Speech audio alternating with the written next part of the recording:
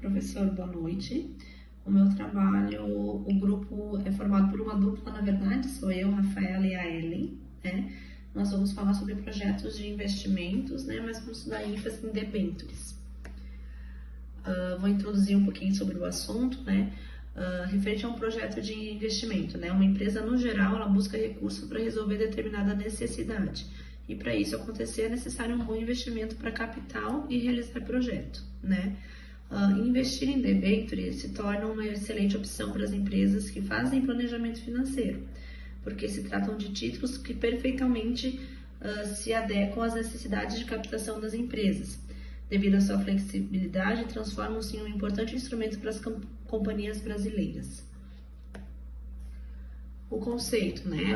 As debêntures são títulos de dívida que o investimento é um empréstimo para determinada empresa que não seja uma instituição financeira ou de crédito imobiliário.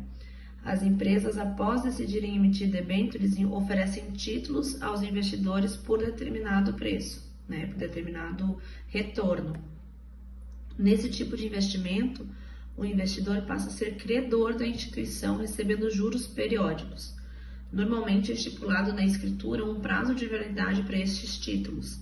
No vencimento do título, o investidor resgata o capital e inicia o investimento o investido nas debêntures, né? Então, assim, ela é um investimento que compra esse título de dívida da empresa, né? No final do prazo determinado, esse capital é resgatado com o rendimento desse título, né? Quem pode emitir debêntures, né? Elas podem ser emitidas por empresas SA, né? Ou sociedades por ações. Podem ser de capital aberto ou fechado, e a diferença é que a de capital aberto, com registro na CVM, que é a Comissão de Valores Mobiliários, pode efetuar a emissão pública de debêntures. Então, tem vários tipos de debêntures, né? Tem as debêntures simples, que elas podem ser pré-fixadas ou pós-fixadas. Isso quer dizer que as pré-fixadas, o rendimento ele já é estipulado no início do contrato, né? E as pós-fixadas, ela é atrelada a um indexador, né? Como o CDI, a taxa Selic, né? As debêntures, elas simples, elas não são conversíveis em ações. Tu não pode converter ela em ações no final do período, né? Ou no caso, tu só vai resgatar o teu capital inicial ali, o teu dinheiro que tu investiu no início.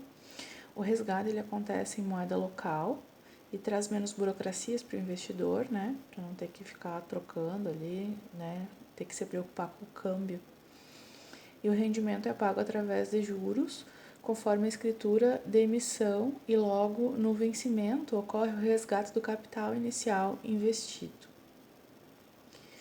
Já nas debêntures conversíveis, como diz o nome, né, no vencimento elas podem ser trocadas por ações, só que da mesma empresa, tá? Isso é importante ressaltar. Só pode trocar elas por ações da mesma debênture, da mesma empresa ali. E cabe ao investidor decidir se quer virar acionista da empresa ou não, se quer trocar, né, por ações. Depois tem as debêntures permutáveis, que no vencimento elas podem ser convertidas em ações de outras empresas, que não é emissora do título, né? Essa é a diferença das conversíveis para as permutáveis.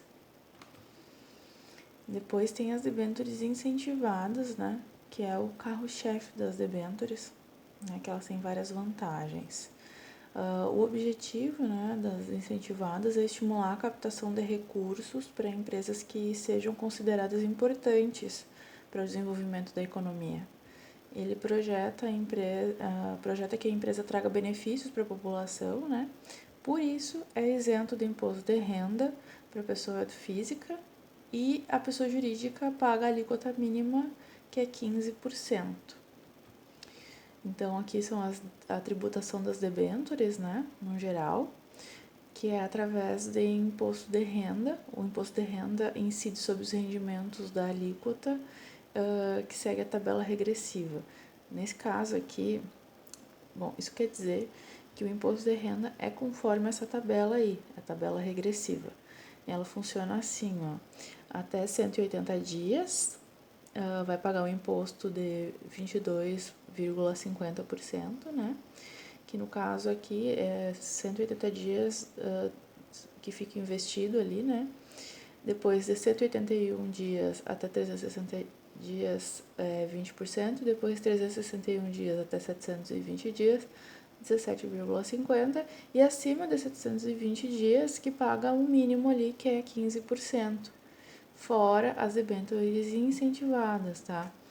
Voltando ali, ó, as incentivadas é isento do imposto de renda para a pessoa física e a pessoa jurídica paga a alíquota mínima, que é 15%, né? Como se tivesse sido aplicado acima de 720 dias. Então, é bem vantajosa as debêntures incentivadas por isso. Depois, a diferença entre debênture e ações é que nas ações os retornos são baseados nos resultados da empresa, né? Da empresa ali. Enquanto as debêntures, o investidor compra um título que vai lhe render uma determinada taxa de juros, ou anual, ou semestral, né, mensal ali. Então, depois nós temos as garantias das debêntures, né? A garantia real é uma delas, que é quando são ofertados bens da empresa como forma de garantia para a liquidação dos débitos, como se fosse um financiamento, né? A garantia real é a que oferece menos risco, pois em caso de falência, os recursos dos debenturistas passam a ser dados como forma de pagamento.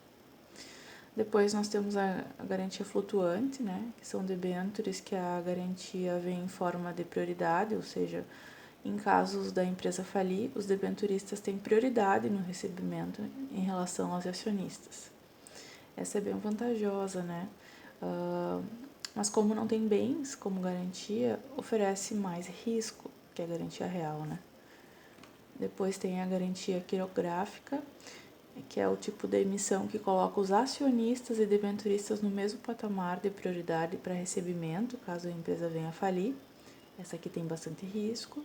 E depois tem a garantia subordinada, que é a que tem maior risco, porque os primeiros a receber são os acionistas e só depois os debenturistas recebem, caso a empresa venha à falência.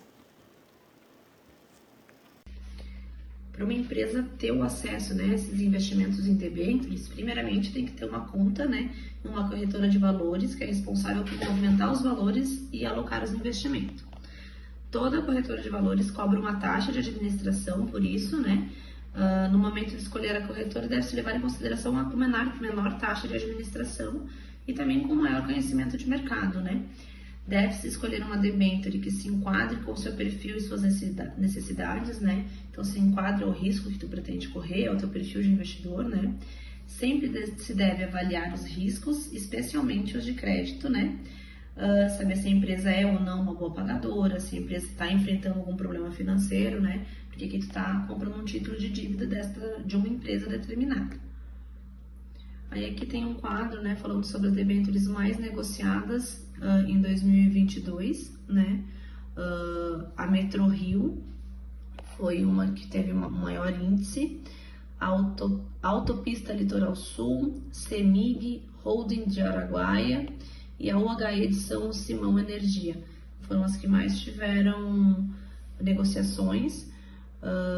Número de negócios, né? Na Metrorio foi de 9.776 e na última, né, dentro desse ranking, a UHE foi de 8.043 negociações. As vantagens das debêntures, então, né, tem um bom rendimento, mesmo que varie de acordo com o papel, especialmente por acompanharem percentuais como CDI, né? Algumas têm isenção de impostos como debêntures incentivadas, que muitas vezes podem ser mais vantajosas em relação a outros títulos, como o CDB, né? Não é necessário dividir a diretoria com nenhum sócio. Vender a imagem da empresa tornando-se nacionalmente conhecida. As desvantagens. O longo prazo é uma desvantagem, né? Pois pode precisar do dinheiro que foi investido por outros projetos que surjam nesse meio tempo, né? Por se tratar de ter um vencimento, tu não vai ter a liquidez que um CDB tem, por exemplo. Além disso, as debêntures possuem alto nível de risco de crédito, pois não possuem a garantia do fundo garantidor de crédito. De forma geral, né? As debêntures são títulos de dívida emitida por empresas, são vendidas em uma oferta pública para investidores que podem ser fundos de investimentos de bancos, fundos de pensão ou pessoas físicas.